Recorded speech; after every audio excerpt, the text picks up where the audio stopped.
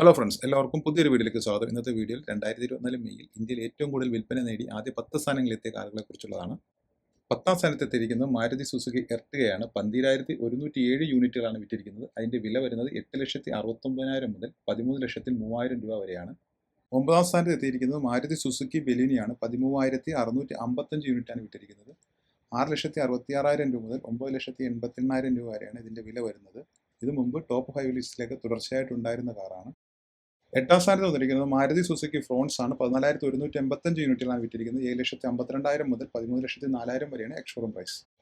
7ാം സ്ഥാനത്ത് എത്തിയിരിക്കുന്നത് 14,704 യൂണിറ്റോടുകൂടി മഹീന്ദ്ര സ്കോർപിയോയാണ്.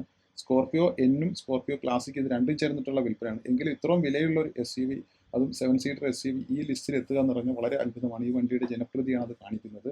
സ്കോർപിയോ ക്ലാസിക്കിന് 13,62,000 മുതൽ 17,42,000 രൂപ വരെയും, എന്നിന് 13,85,000 മുതൽ 24,54,000 രൂപ വരെയാണ് എക്സ്-ഷോറൂം പ്രൈസ്.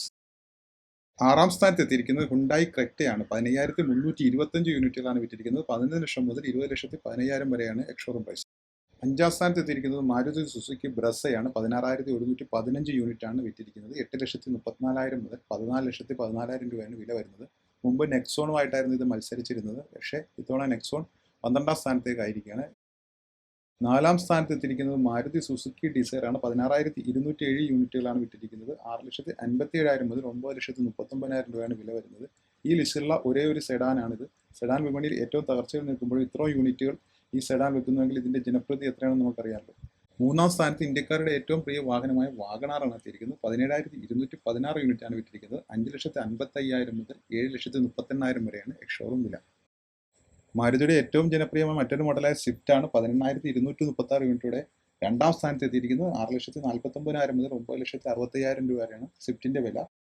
2024 മെയിൽ നമ്പർ 1 കാറായി വിൽപ്പനയിൽ 1ാം സ്ഥാനത്ത് എത്തിയിരിക്കുന്നത് ടാറ്റയുടെ പഞ്ചാണ്. 19,390 യൂണിറ്റുകളാണ് വിറ്റിരിക്കുന്നത്. 6,13,000 മുതൽ 10,20,000 വരെയും, ഇലക്ട്രിക് മോഡലിന് 10,99,000 മുതൽ 15,49,000 രൂപയാണ് വില വരുന്നത്. ഇത് രണ്ടും കൂടി ചേർന്നിട്ടുള്ള വിൽപ്പനയാണ് ഇലക്ട്രിക്കും ഐസ് എഞ്ചിനുമായിട്ടുള്ളത്.